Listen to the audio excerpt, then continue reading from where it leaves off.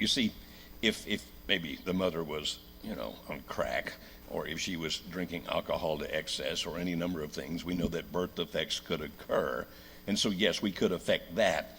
But generally speaking, have a child that's born that's not just like all the other children, in no way is it connected to the sin of a parent, either the father or the mother, and certainly not the sin of the child.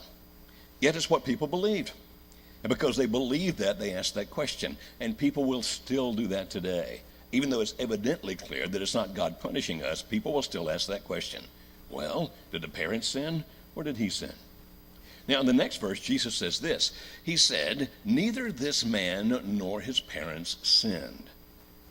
In other words, get that out of your mind. That's not what happened. And yet, interestingly, in this case, he lets us know that God was involved in the fact that this guy was blind. He says, but this happened so that the work of God might be displayed in his life. So way back when, before this guy was ever born, God decided that this guy would be born blind. And the reason that God decided that this particular man would be born blind is because of the fact that Jesus would evidence his power in this man's life. Now, I don't know if any of us would volunteer for that. If God came along and said, look, I'm thinking about doing something, and to show my great power and a great blessing to come to you, what I really need to do is to visit upon you some kind of a tragedy to begin with. Will you opt for the tragedy so that you can get the blessing? Most of us would say, no, I don't want to do that. So God in his sovereignty didn't ask. He was going to show his power in this man's life. I don't know how old the man was. He was an adult. I don't know how old he was, but I know that, or at least I believe, if he'd been given the choice, he would have not have chosen the blindness. Yet God made him blind because Jesus is going to show great power. Now, we're going to skip down to verse 13, but before we get there, let me tell you what happens in the meantime. Jesus does a miracle, but he does it differently than most of his miracles. Only 2 times that I can remember did Jesus actually work a miracle by touching somebody. The rest of, well, actually a third I just thought of. Most of the time when he did his miracles, he didn't do it by touching. He just did it by saying a word. He said it, and it occurred. On this particular occasion, not only will it happen by touch, he's going to do something unusual. He actually gathered up some mud and spat in it and moistened it and then took it and put it over the guy's eyes. And then he said, go to the pool of Siloam and wash. Well, obviously somebody would have had to lead him there. And so he goes to the pool, he washes it off, and now he can see. What a great miracle. He says, I've done this to show my power in your life. And if the story had ended there, we'd go, thank you, God, for the power that you have, but I'm not quite so sure that I think I would have volunteered to have a bad thing happen so a good thing could happen. But now we get to verse 13, which is really what the story is about. It says, they brought to the Pharisees the man who had been blind.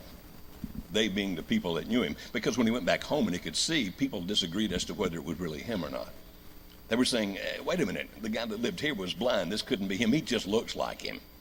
Well, he started speaking. No, I'm the guy. I really am the guy. I used to live here. I can now see. And so they brought him to the Pharisees because now they had a problem. The next verse says this. Now the day on which Jesus had made the mud and opened the man's eyes was a Sabbath. And therein lies the problem. On more than one occasion, Jesus had violated the laws of the Sabbath. Understand that in the Old Testament, the Sabbath was considered to be holy. It was the 7th day. It was Saturday. It was the day on which God rested back in Genesis. And in the law of Moses, it was given to the people as a day of rest. They were not allowed to work on the Sabbath day. As a matter of fact, they couldn't even travel very far on the Sabbath day. They were limited as to how far they could go. They couldn't light a fire on the Sabbath day. Now, the Sabbath day would begin at 6 p.m. on Friday evening and then at 6 p.m. on Saturday evening. And they were very strict about this law. Jesus now, on more than one occasion, has healed people on the Sabbath day. And the folks who are the religious leaders who are looking to the laws, to the rules as they understand them, are saying, we have a big problem here. You're not supposed to work on the Sabbath day, and we would consider healing working. You're not supposed to do that. So when it says this happened on the Sabbath, the next verse says, therefore the Pharisees also asked him how he had received his sight. He put mud on my eyes, the man replied, and I washed, and now I see. By the way, maybe now we're getting a hint as to why Jesus didn't do this just by saying a word. He actually wanted something to occur that would appear to be work. He made the mud and put it on my eyes. I washed the mud off of my eyes. He's making sure these guys understand, not only did I violate the Sabbath as you understand it, I really did some work on the Sabbath day. The next verse says, some of the Pharisees says, this man is not from God, for he does not keep the Sabbath. But others ask, how can a sinner do such miraculous signs? So they were divided. This is how you know these people went to church.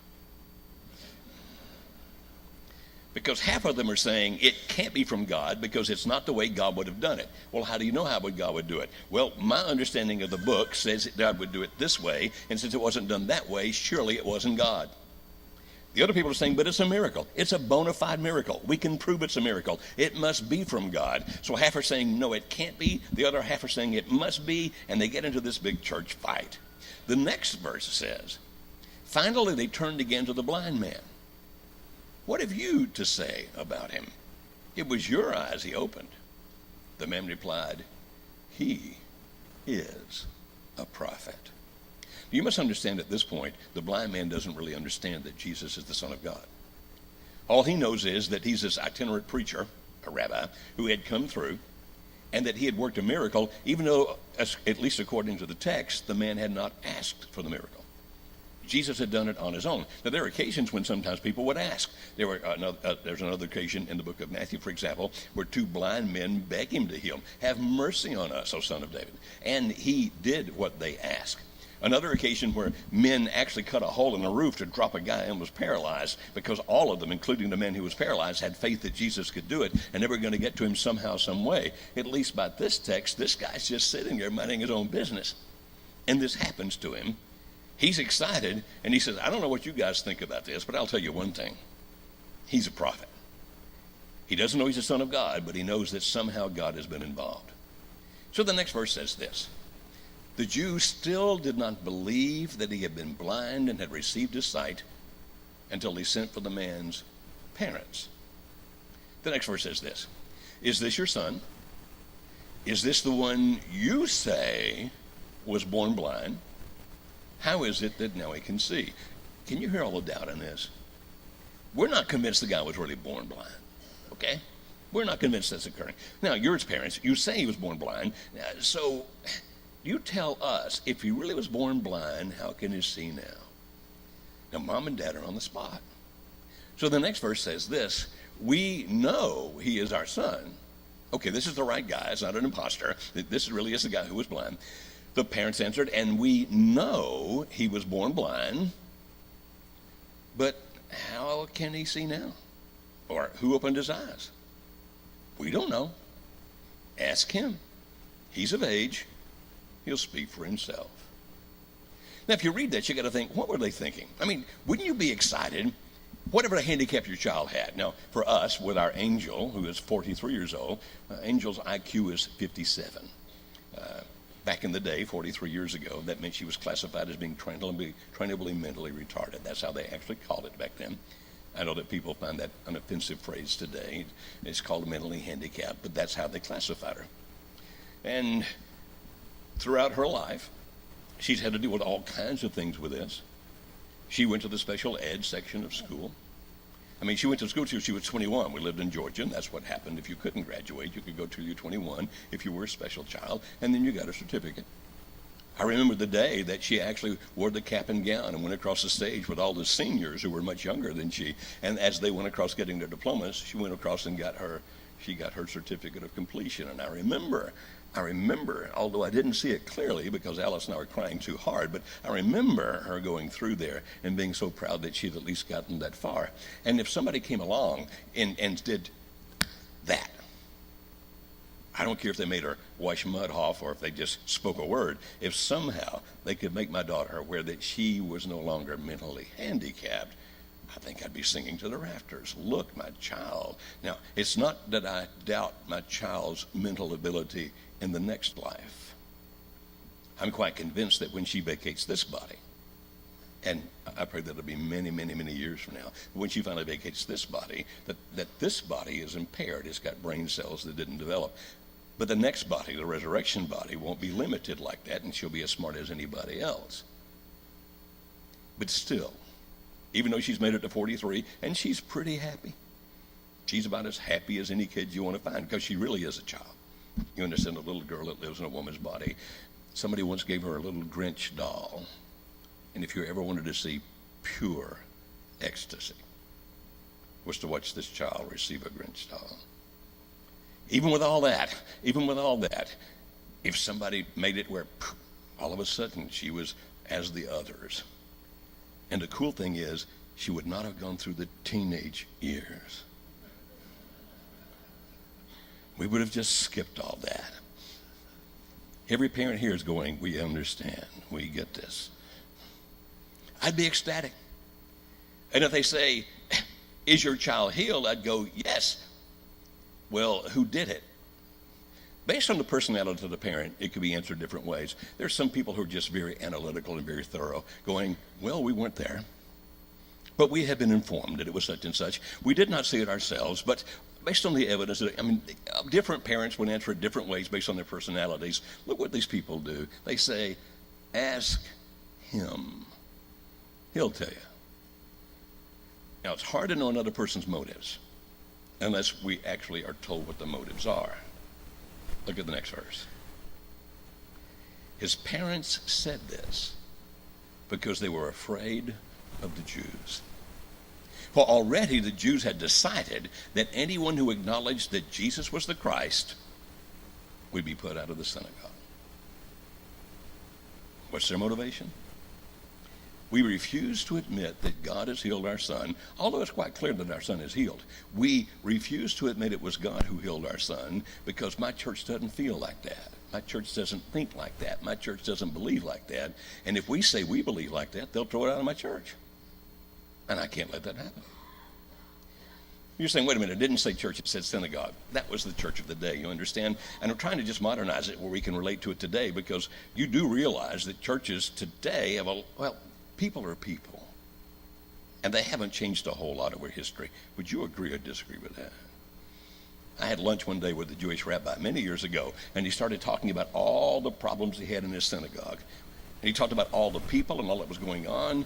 And there was another guy sitting with me, and when he got done, we looked at him and said, you sure you're a Jew? He said, what do you mean? I said, it sounds just like every church I've ever been in. People are people. Many years ago, I was speaking for a church over in Texas, and this family asked if I would go to dinner with them after I spoke. I typically avoid that unless I know who they are and what they want. Like somebody says, it's okay, these people are okay. But I went with this family, and it was the husband and the wife, and there were 3 or 4 children, as I recall. The 2 youngest were twin boys. Now, at this point, these twin boys must have been 11 or 12. So they take me to dinner, and we're sitting in some high-class place like Denny's, and as we're talking, they're telling me this story. He, the husband, father, had been a minister. His wife, who was sitting right there, started telling me about all the physical ailments that she had had and how that she'd been limited by this and limited by that. As a matter of fact, she could barely function. She could barely move around. She pointed at those twin boys and said, and all day long until their daddy got home, they got away with murder. Because I didn't have the physical ability to chastise them much. Well, actually, I couldn't even catch them. And they knew they could get away with everything, and that's exactly what they did. And I could picture, I looked at these 2 boys and thought, I can see this. 2 mischievous twin boys doing whatever they could get away with. She said, finally one day, somebody took me to a Bible study with a group of women at somebody's home. And while there, I went into the restroom, and just as soon as I closed the door, and I'm telling you her story. I'm not telling you I can verify any of this. I'm just telling you her story. You hear me? She said a man appeared. And he said, you're healed, and then he disappeared. Now, as she's telling this, I'm sitting here thinking, I'm sure that really happened. Because you see, that did not fit my theology at the time. You understand? She said, I went back into the study, and I felt differently.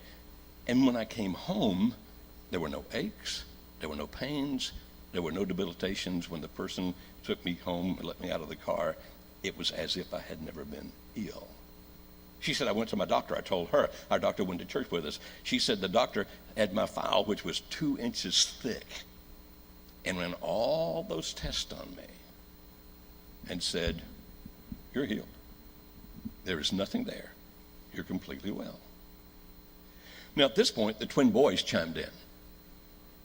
They said she came home that day and ambushed us. I said, what do you mean? And they said, she caught us and whipped us.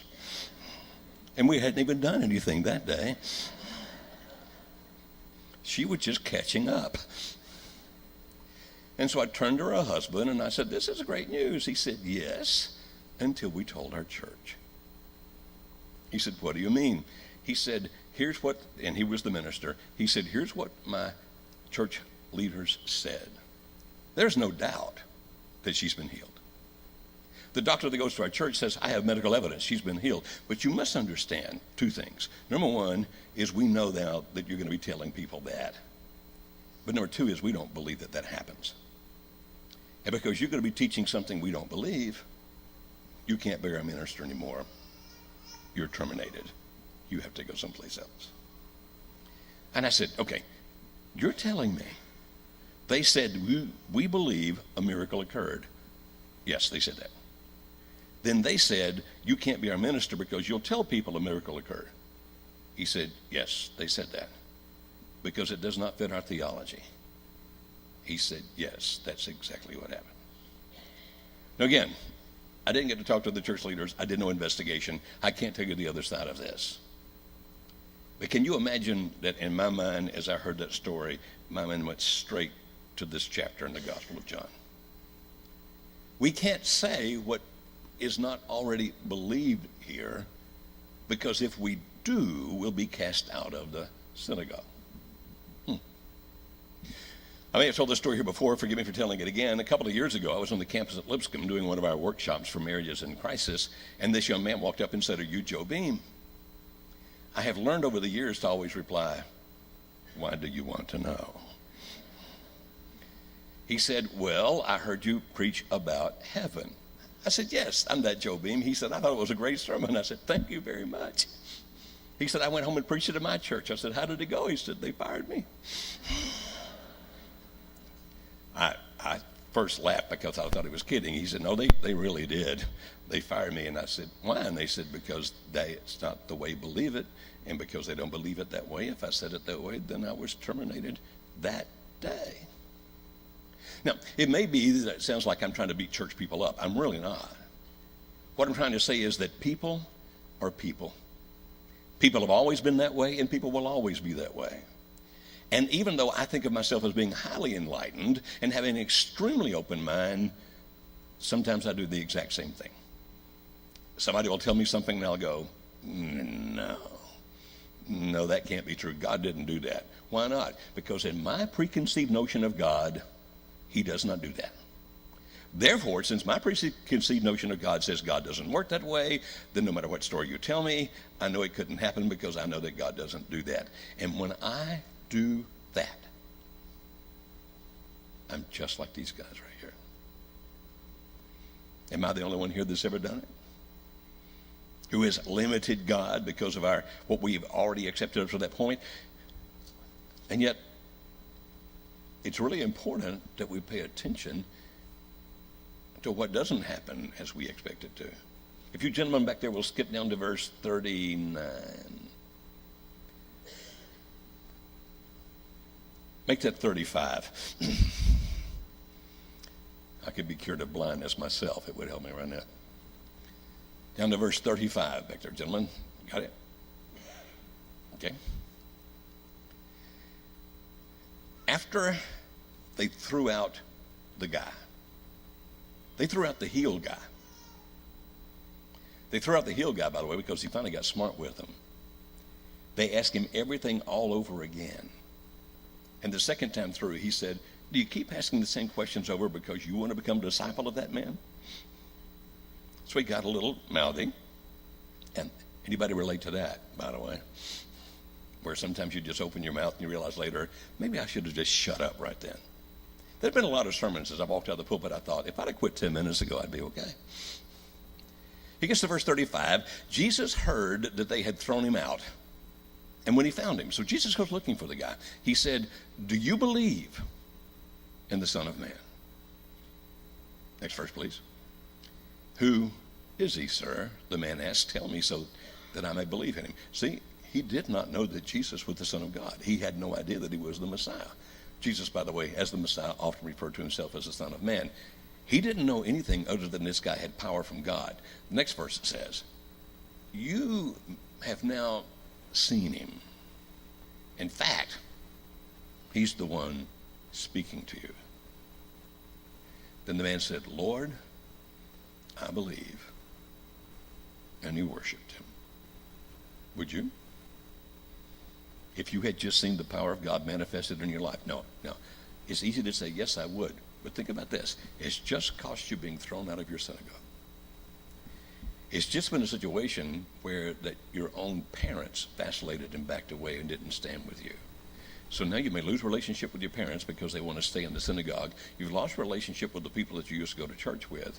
Are you sure, after all of that, you would say, I believe? Because you see, when you truly believe in Jesus, there's often a great sacrifice involved. Then the next verse says, Jesus said, for judgment I have come into this world, so that the blind will see, and those who see will become blind. Some Pharisees who were with him heard him say this and asked, what? Are we blind too? Jesus said, if you were blind, you would not be guilty of sin. But now that you claim you can see, your guilt remains. Do you know what he just said? If you truly were ignorant, it'd be okay.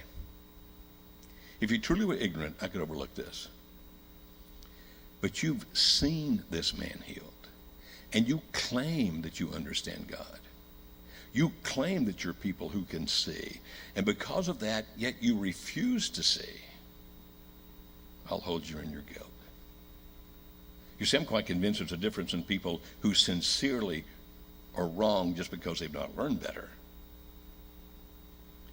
and people who are wrong because they refuse to believe anything differently than what they've already believed. A vast difference in those two kinds of people. So which are you? If you're sitting here thinking, I'm neither, I'm wide open, me too. But when we mess up, which are you? When we do it the wrong way, when we literally shut out God because it doesn't fit what we expect, which are you? Blind, and therefore I did it out of ignorance, or I can see, but I refuse it, and therefore God says you're guilty, or the third category, that guy. Hey, it wasn't what I expected. It wasn't what I thought you'd do, but you did it, and I know that you're God. I yield to you. I believe in the God that is, rather than a God that I created in my mind.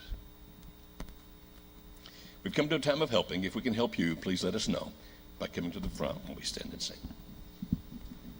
I am a sheep and the Lord